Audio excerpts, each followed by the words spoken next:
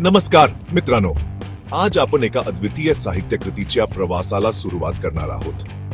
आज आपण मराठी साहित्याच्या अमूल्य ठेव्यांपैकी एक व्यंकटेश माडगूळकर यांची बनगरवाडी या कादंबरीबद्दल बोलणार आहोत. ही कादंबरी मराठी साहित्याच्या इतिहासात एक महत्त्वपूर्ण स्थान राखते. बनगरवाडी ही कादंबरी म्हणजे ग्रामीण भारताच्या जीवनाचा एक सुंदर चित्रपट होय. माडगूळकरांनी त्यांच्या लेखणीच्या ताकदीनं बनगरवाडीतील सात्या लोकांच्या जीवनाचे जिवंत चित्रण केलं आहे. माडगूळकरांनी त्यांच्या लेखणीच्या ताकदीनं बनगरवाडीतील सात्या लोकांच्या जीवनाचे जिवंत चित्रण केलं आहे. त्यांच्या लेखणीतून ग्रामीण जीवनातील प्रत्येक पैलू उलगडतो. वाचन करताना आपल्याला असं वाटतं की आपण त्या गावातल्या दर घरी फेरी मारतोय, तिथल्या लोकांशी संवाद साधतोय. त्यांच्या जीवनातील प्रत्येक क्षण आपल्या समोर उभा राहतो. या कादंबरीचा नायक आहे मास्टर, एक शिक्षक जो बनगरवाडीत येतो आणि तिथल्या मुलांना शिक्षणाचे महत्त्व सांगतो.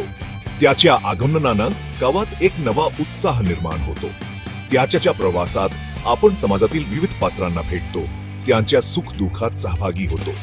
प्रत्येक पात्राचे जीवन आपल्याला काहीतरी शिकवून जातं.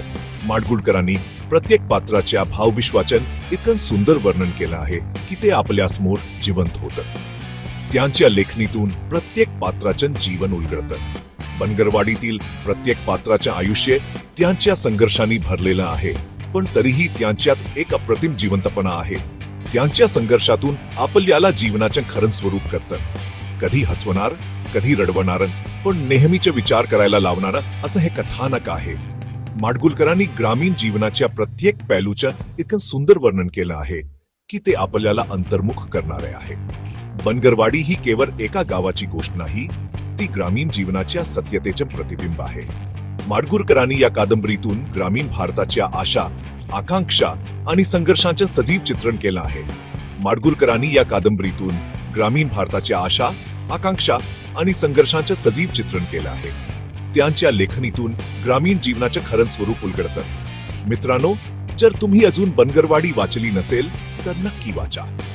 ही कादंबरी तुम्हाला नक्कीच विचार करायला लावेल आणि तुमच्या मनात ग्रामीण भारताच्या जीवनाची एक नवी दृष्टी निर्माण करेल.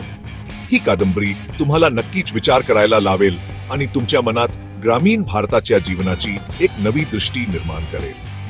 माडगूळकरांच्या लेखणीतून ग्रामीण जीवनाचे खरं स्वरूप उलगडतं.